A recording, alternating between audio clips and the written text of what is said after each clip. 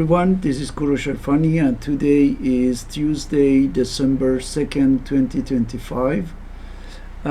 We got a very interesting video from a gathering in which a gathering organized by Israel, in which Hillary Clinton is trying to, hide the truth, the reality. As you know, after the genocide of committed by Israel in Gaza, we know that Israel lost face. He lost completely status, and right now he is the most hated country in the world because of having committed a genocide in Gaza. And we saw how they tried to eliminate some 2,300,000 people.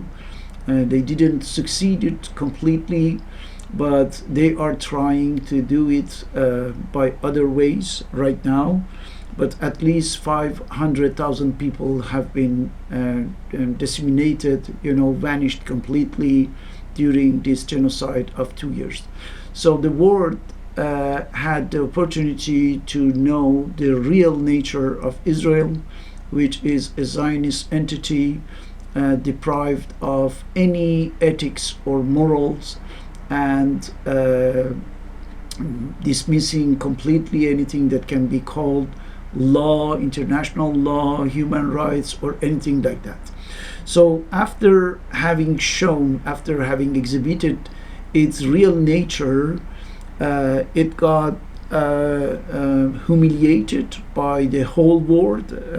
He lost completely any respect, and right now Israel is trying to launch a campaign, is an unannounced campaign to rehabilitation, recovery of what had been lost, which is theoretically impossible, but they are trying desperately to do so.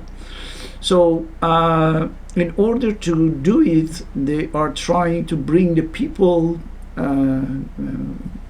in order to say something positive, most probably, regarding Israel. One of them is the agent of Zionist, the famous Zionist Hillary Clinton, who participated in one of these gatherings and is telling us that the youth, the young people, have been completely mistaken regarding Israel. Why? Because they don't take their news and information from the mainstream media, but from social media. And they know that the mainstream media is something that is in the hands and in the control of Zionism, essentially, in the United States at least, or in Europe, it's the same thing. And they are very worried about that because up to now, they were able to inject any misinformation regarding the reality of the situation in the Middle East through these mainstream media, right? And they could effectively shape the public opinion with anything that is in for the benefit of Israel and for the disadvantage of the Israel's enemies or opponents. But they don't have this monopoly anymore, right? Social media is something that is a kind of democratically fed by the people, more or less. And that's why she is warning the system regarding the fact that the young people now don't take any more their information and ideas from us, from the Zionists, and they are trying to find the independent sources of information. So that's why she is warning, and she's saying that it's very risky and dangerous for democracy. The famous word democracy. Every time they are trapped in something that become a kind of nightmare to them. They try to use democracy, human rights, the things like that. So nobody believes in that anymore. As you can see, the operation of recovery, the operation of restoration of the Israel's credentials